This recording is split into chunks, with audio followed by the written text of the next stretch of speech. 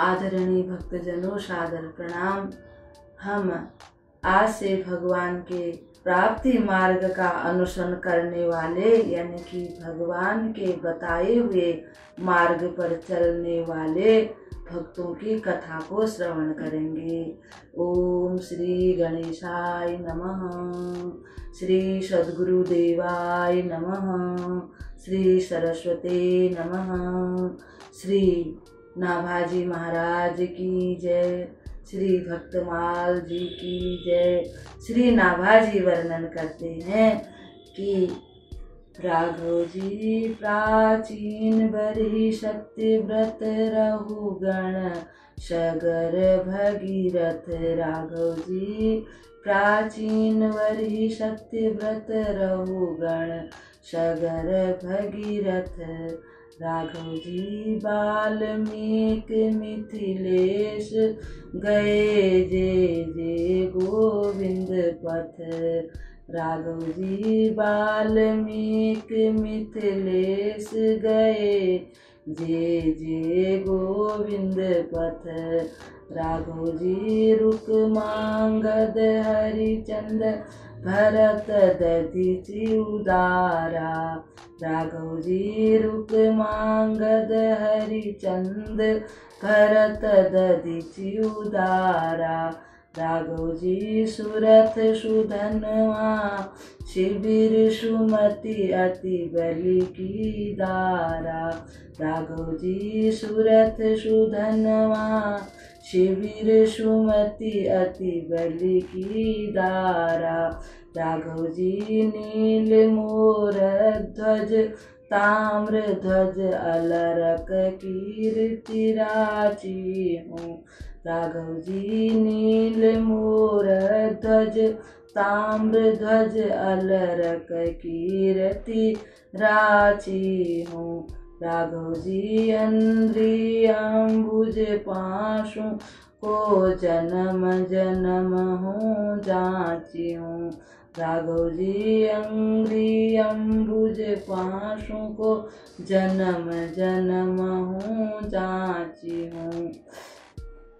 नाभाजी महाराज वर्णन करते हैं कि जो इतने ये भक्तजनों का नाम लिया है उन्होंने, इनमें से प्राचीन बरही की कथा तो हमने पहले सुन ली है और सत्यव्रत जी की भी। रहुगण जी, सगर जी, भगीरथ जी, महर्षि वाल्मीकि जी, स्वपच वाल्मीकि जी और मिथिलापुरी के राजा आदि जो जो गोविंद भगवान को प्राप्त करने वाले मार्ग पर चले, रुक्मांगद जी, हरिचंद्र जी, भरत जी, परम उदार जी, सुरथ जी, सुधनवा जी, शिवी जी, अति शुद्ध बुद्धि वाले बलि पत्नी विंध्यावली जी, नीलध्वज जी, मोरध्वज जी, ताम्रध्वज जी और अलर्क जी, इन सभी भक्तों की कीर्ति में मेरा अनुराग हो। मैं उस रंग में रंग जाऊं, इनके चरण कमलों की धूलि को मैं प्रत्येक जन्म में मांगता रहूं। श्री नाभाजी वर्णन करते हैं। आदरणीय भक्तजनों, सादर प्रणाम। अब हम इन भक्तों की कथा को आज से सुनेंगे। इसमें से कईयों की कथा तो हम पिछले अध्याय में सुन करके आए हैं। अब आज हम सबसे पहले राजा रहुगण और जड़ भरत जी की कथा को सुनेंगे, जिसका वर्णन भागवत जी में भी आता है। आप सब जानते ही हैं, प्राचीन समय की बात है। ये मनु के ही वंश में ऋषभ देव जी हुए थे, उन्हीं के 100 पुत्र हुए थे। उनमें से सबसे बड़े हुए थे श्री भरत जी। भरत जी इस पृथ्वी पूरे भारत के राजा हुए। इन्हीं के नाम से हमारे देश का नाम भारत पड़ा था। इससे पहले हमारे देश का नाम अजनाब खंड था। इन्होंने बहुत समय तक राज्य किया। महाराज भरत जी ने उस समय की परंपरा के अनुसार जब इन्होंने बहुत समय तक राज्य किया तो उस समय की परंपरा के अनुसार इन्होंने वानप्रस्थ ग्रहण किया।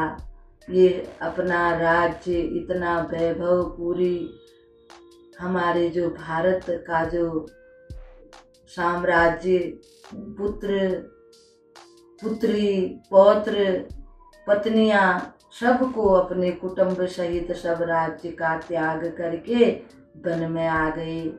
गंडकी नदी के किनारे इन्होंने एक छोटी सी कुटिया बनाई और वहीं पर भगवान का भजन कीर्तन करने लगे।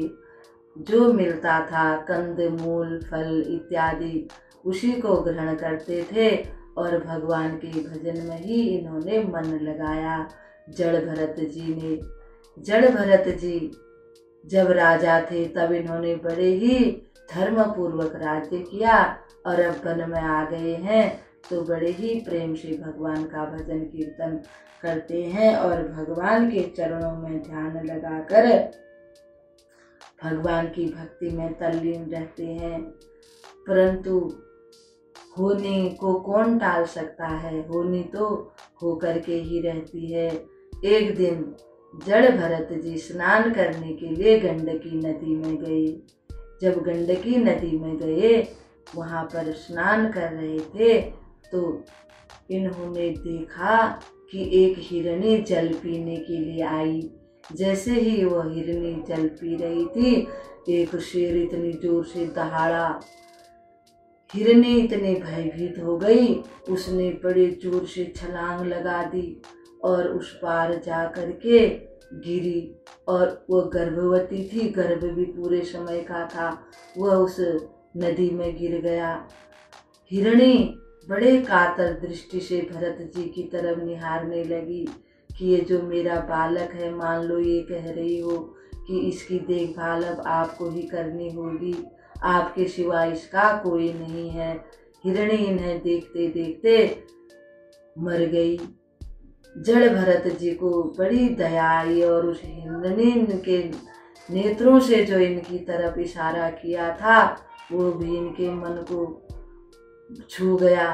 तब इन्होंने उस हिरणी का बच्चा जो पानी में बह रहा था उसको बड़े प्रेम से उठाया, अच्छी तरह से पूंछ पाछ के अपनी कुटिया में ले आए। अब वो छोटा सा बच्चा शावक क्या खाता, जैसे भी वो खाता, दूध इत्यादि जो कुछ भी बन पड़ता था उसको खिला पिला करके ये उसका पालन पोषण करने लगे। भक्तजनों, समय बड़ा बलवान होता है। भरत जी अपने नाती पोते कुटुंब परिवार सबको छोड़ करके आए थे। अब वो हिरण के बच्चे को पालने में लग गए। धीरे धीरे उनका भगवान की जो माला करते थे, भजन कीर्तन करते थे, वो धीरे धीरे कम होने लग गया। वो हिरण का बच्चा जैसे थोड़ा सा बड़ा हुआ तो भरत जी की गोद में आकर के बैठ जाता था। कभी उनके मुंह से मुंह लगा देता, कभी कुछ करता, कभी ऐसी बचपना जैसे बाल क्रीड़ा करता था। भरत जी का ध्यान उसी पर चला जाता था और भजन कीर्तन तो हो ही नहीं पाता था। ऐसे ही भरत जी का समय व्यतीत होने लगा। भजन तो कम होता चला गया, इधर वह हिरण के बच्चे पर, शावक पर ज्यादा मोह पड़ गया। जैसे ही वह इधर उधर कहीं जाता तो भरत जी बड़े चिंतित हो जाते थे। कहीं किसी जंगली जानवर ने उसको मार न दिया हो, कहीं वो रास्ता न भटक गया हो। जब तक वो नहीं जाता भरत जी उसका ही राह देखते रहते थे और बड़े चिंतित होते थे। ऐसे ऐसे भरत जी का अंतिम समय आ गया। जब अंतिम समय आया, भरत जी अस्वस्थ होकर के पड़ गए, अपने कुटिया में लेट गए और वो जो हिरण का बच्चा था वो पास में बैठा हुआ था। भरत जी अपने मन में विचार करने लगे, मेरे बाद इसका क्या होगा, ये कहाँ जाएगा, इसको कहीं शेर न खा जाए। ऐसा सोचते सोचते एक दिन भरत जी ने बड़े दुखी हो गए और आंसू बहा रहे। उधर से वो हिरण भी आंसू बहा रहा था और ऐसे ऐसे भरत जी के प्राणों का अंत हो गया। अब जैसे अंत की आदमी की जिसमें मन चला जाता है वैसे ही उसका जन्म हो जाता है। अब भरत जी का जो दूसरा जन्म था वो हिरण के रूप में हो गया। परंतु उन्होंने भगवान का भजन किया था, इसलिए उनको अपना जो वो राजा भरत थे वो हिरण के जन्म में भी उनको याद था। अब हिरण का जब उनका जन्म हुआ तो उन्होंने सब कुछ खाना पीना धीरे धीरे सब छोड़ दिया और नदी में खड़े होकर के भगवान का भजन कीर्तन करने लगे। वह हिरण का जन्म उनका जल्दी ही समाप्त हो गया। फिर उनका जन्म एक ब्राह्मण के परिवार में हो गया। ब्राह्मण कुल में जब उनका जन्म हुआ, जब वो थोड़े बड़े हुए, उनके पिताजी उनको गायत्री मंत्र इत्यादि मंत्र, ब्राह्मण है तो उनका जनेऊ संस्कार हो गया, उपनयन संस्कार, और उनको शिक्षा देने लगे। तो जड़ भरत जी समझ गए कि मैं इतना बड़ा पहले राजा था। उनको तीसरे जन्म में भी अपना याद है, पहला जन्म भी, दूसरा जन्म भी और तीसरा जन्म भी। भरत जी समझने लगे कि अगर मैं अभी भी मोह माया में पड़ जाऊंगा तो फिर मैं भगवान को नहीं प्राप्त कर सकूंगा, यह जन्म भी मेरा ऐसे ही निकल जाएगा। इसलिए उन्होंने बचपन से ही अपने को बिल्कुल ही जानबूझकर एकदम, न तो जड़ जैसा, मतलब जड़ का मतलब होता है मूर्ख। उनके पिताजी ने जब बहुत कोशिश की उनको पढ़ाने की, बहुत सिखाने की, जब उन्होंने कुछ नहीं सीखा तब उनके पिताजी ने उनका नाम रख दिया जड़ भरत। जड़ भरत जी अब अपने असली जो उनका ज्ञान था, स्वरूप था, उसको छुपा करके वे छद्म भेष में हमेशा निरंतर भगवान के ध्यान में ही मग्न रहने लगे। लोग उनको जड़ मूर्ख समझने लगे और उनके मन में किसी प्रकार की कोई इच्छा नहीं, सिर्फ भगवान के भजन करने के सिवा, और निर्द्वंद वे इधर उधर विचरने लगे। जो मिल जाता था उसे ही पा लेते थे। घर में बड़ा सा परिवार, भाई भाभियाँ थी, सूखा बासी जो भी मिल जाता था उसको पा लेते थे और बड़े प्रसन्न रहते थे, अच्छे हट्टे कट्टे थे। एक दिन उनकी भाभियों ने कहा कि ये इतना मोटा तगड़ा होकर के कुछ काम धाम तो करता नहीं, इसको जा करके खेतों में ले जाओ, वहाँ खेतों में कुछ काम कर लेगा। उनके भैया लोग उनको जब खेत में ले गए, उनको कहा भरत यहाँ बहुत सारी चिड़ियाँ आती हैं, तुम इन चिड़ियों को भगाना, चिड़ियाँ सारी फसल को नष्ट कर जाती हैं। भरत जी ने कहा जी भैया मैं ऐसा ही करूँगा। जब चिड़ियाँ खेत में आने लगी, भरत जी कहने लगे राम जी की चिड़िया राम जी का खेत, खाओ चिड़िया भर भर पेट, ऐसा वो गाने लगे और चिड़िया और आ करके सारा खेत समाप्त कर गई। अब उनके भाइयों को बड़ा दुख हुआ, घर गए तो कहने लगे तुम कहती थी ले जाओ, देखो आज इसने ये काम किया। फिर भाभियों ने कुछ समय बाद कहा चलो कोई दूसरा काम इनको सौंप देना। उनके भाई जब ले गए, उन्होंने कहा कि तुम खेत की मेड़ बनाना। भरत जी ने कहा जी भैया अच्छे से करना। उन्होंने कहा हम दूसरे खेत में जा रहे हैं, तुम इस खेत की मेड़ बनाना। भरत जी ने तो वहीं पर एक गड्ढा कर दिया। भाई लोग आए तो बड़े दुखी हुए, उन्होंने कहा देखो इसने आज क्या किया। भाभी बड़ी दुखी हुई, बड़ी नाराज हुई और डांटते हुए कहा तुम चलो निकल जाओ। भरत जी तो यही चाहते थे। घूमते घूमते भरत जी एक स्थान पर आए तो वहाँ पर कुछ मलेच्छ जो राजा थे, मलेच्छर, उनके जो मुखिया था उसने देवी मैया को एक प्रण कर रखा था कि मेरा पुत्र हो जाएगा तो मैं किसी मनुष्य की आपको बलि चढ़ाऊंगा। अब वह बलि चढ़ाने के लिए एक मनुष्य को खोज रहे थे, उनको भरत जी मिल गए। भरत जी को ले गए और जो चोरों का या सरदार था वह बड़ा प्रसन्न हो गया। भरत जी को स्नान इत्यादि कराया गया, सुंदर सुंदर वस्त्र पहनाए गए, सुंदर तिलक लगाया गया और सुंदर फूल की माला पहनाई गई और सुंदर भोजन कराए गए। अब जैसे ही बलि देने के लिए तलवार उठा करके मारने लगे तो वैसे ही भद्रकाली माता प्रकट हो गई। उन्होंने हाथ में तलवार लेकर के उन चोरों की सारी गर्दनें काट दी और भरत जी तो चुपचाप शांत भाव से खड़े रहे, अपनी गर्दन को नीचे झुका करके वहीं पर बैठ गए। तब भद्रकाली मैया ने कहा, हे पुत्र, तुम तो भगवान के परम भक्त हो, तुम्हारा कल्याण हो।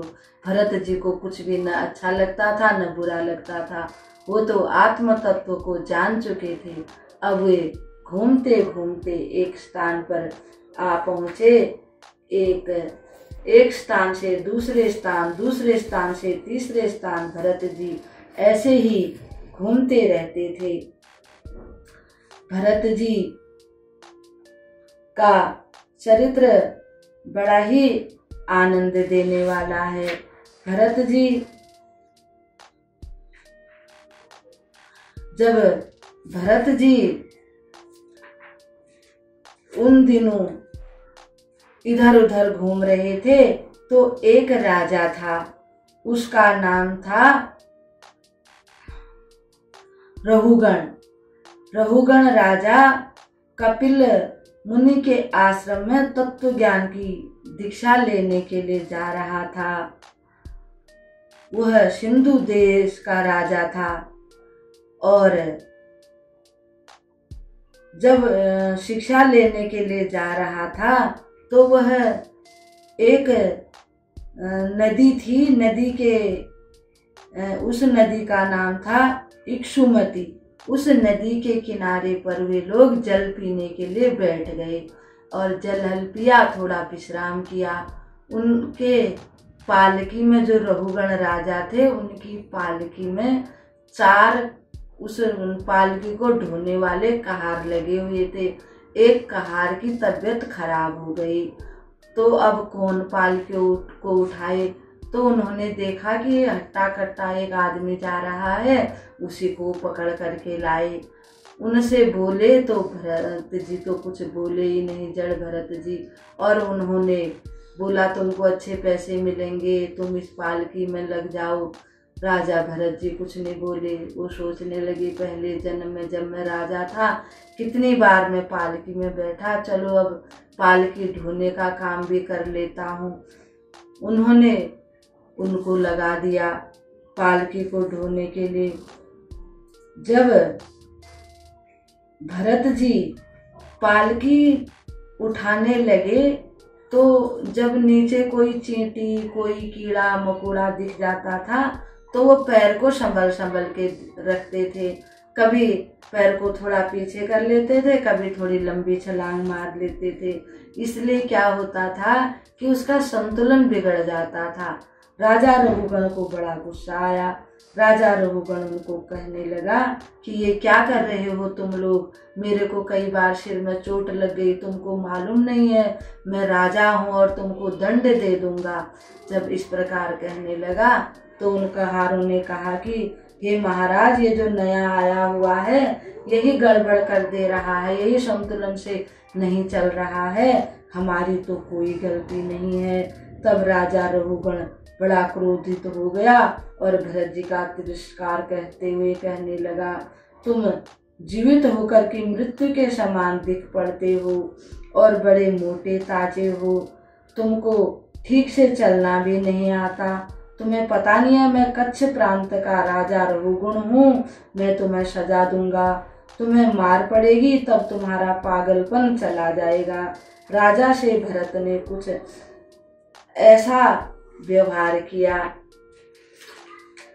और भरत जी ने कोई जवाब नहीं दिया, क्योंकि भरत जी तो न किसी से कुछ बोलते थे, न कुछ कहते थे, न उन्हें गुस्सा आता था, न उनको और कोई परेशानी थी। वे तो भगवान के भजन में आनंद मग्न रहते थे। राजा रघुगण को और भी गुस्सा आया।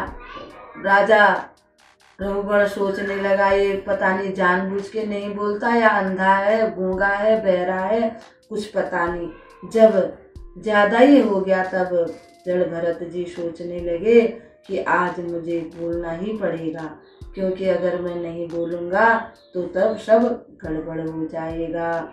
संसार में एक अलग तरीके से संदेश जाएगा, इसलिए आज मुझे बोलना ही पड़ेगा।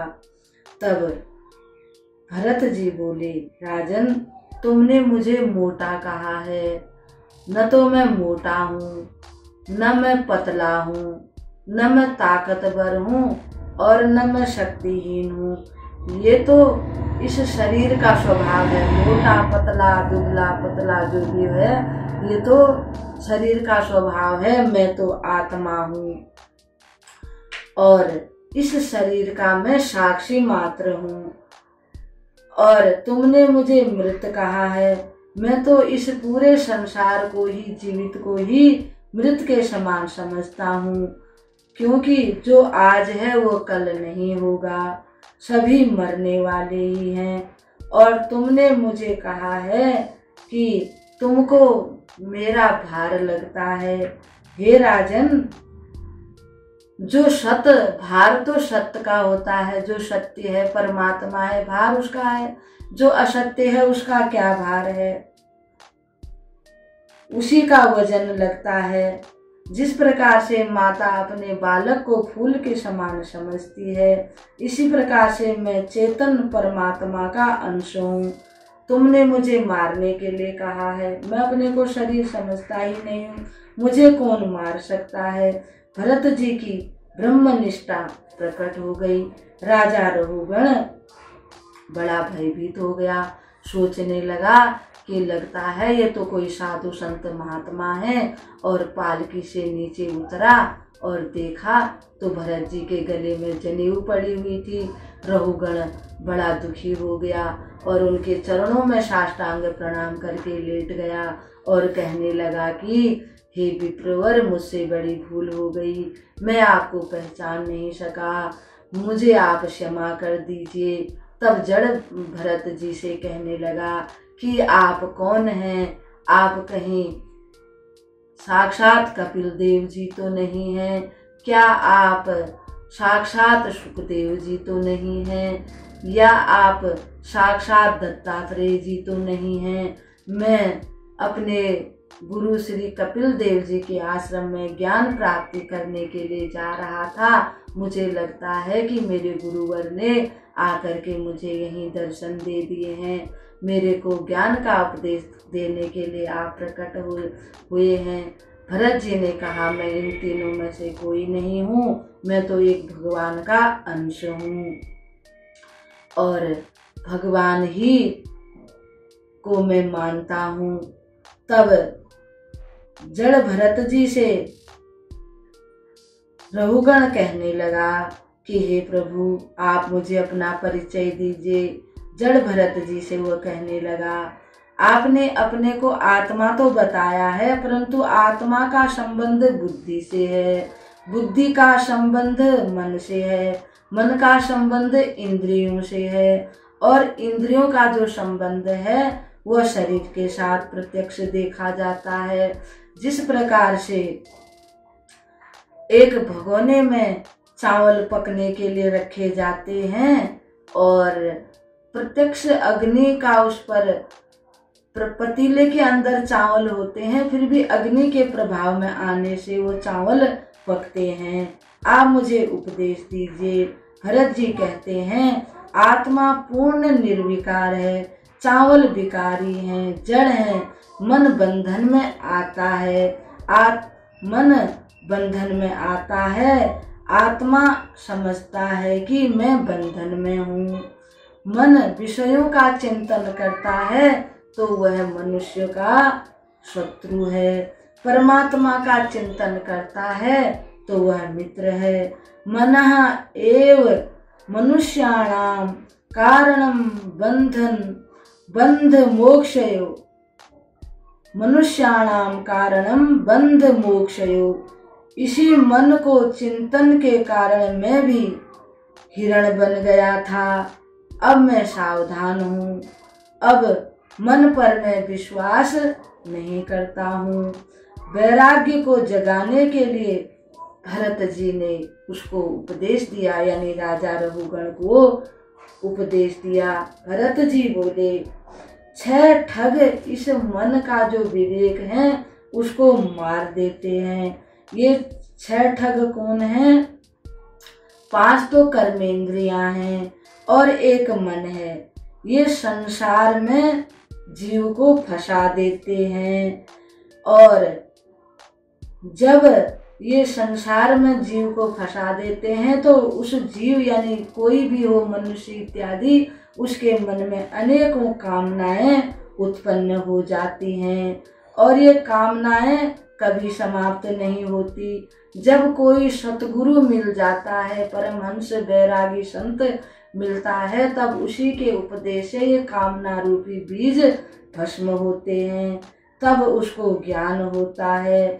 और नहीं तो वह तब तक जब तक सारे पाप नहीं छूट जाते, कोई सतगुरु नहीं मिल जाता, तब तक वह जीव भटकता रहता है, वह वासनाओं में लिप्त रहता है। चाहे उसके पास कितना भी धन हो, कितनी भी संपत्ति हो, वह तृप्त नहीं होता। हे राजन, तुम अनेकों जन्मों से भटक रहे हो, कितनी बार तुम राजा बने, कितनी बार तुम रानी बने, इस संसार से तुमको अभी तक घृणा नहीं हुई है। यह सब तुम कब तक करते रहोगे? राजा को भरत जी ने ऐसा सुंदर उपदेश दिया और राजा की भीतर की ज्ञान प्राप्त हो गया, उनकी आंखें खुल गई, और भरत जी का सत्संग, सतगुरु जी का सत्संग मिल गया। भरत जी ने फिर उन्हीं से दीक्षा ली और राजा अपने घर को वापस चले गए, उनको वैराग्य हो गया। राजा रघुगण भगवान के ध्यान में और भजन कीर्तन में लग गए, और श्री जड़ भरत जी भगवान जी के ध्यान करते करते भगवान जी के चरणों में ही लीन हो गए। इस प्रकार से श्री जड़ भरत जी महाराज की जय हो। आज हमने भगवान के एक भक्त जड़ भरत जी की कथा सुनाई। कल आपके और एक भक्त के साथ आपके सामने उपस्थित होंगे, तब तक के लिए हम आपको प्रणाम करते हैं। सर्वे भवन्तु सुखिनो, सर्वे सन्तु निरामयाः, सर्वे भद्राणि पश्यन्तु, मा कश्चित् दुःख भाग् भवेत्। हरि ओम। शांति शांति शांति ओम।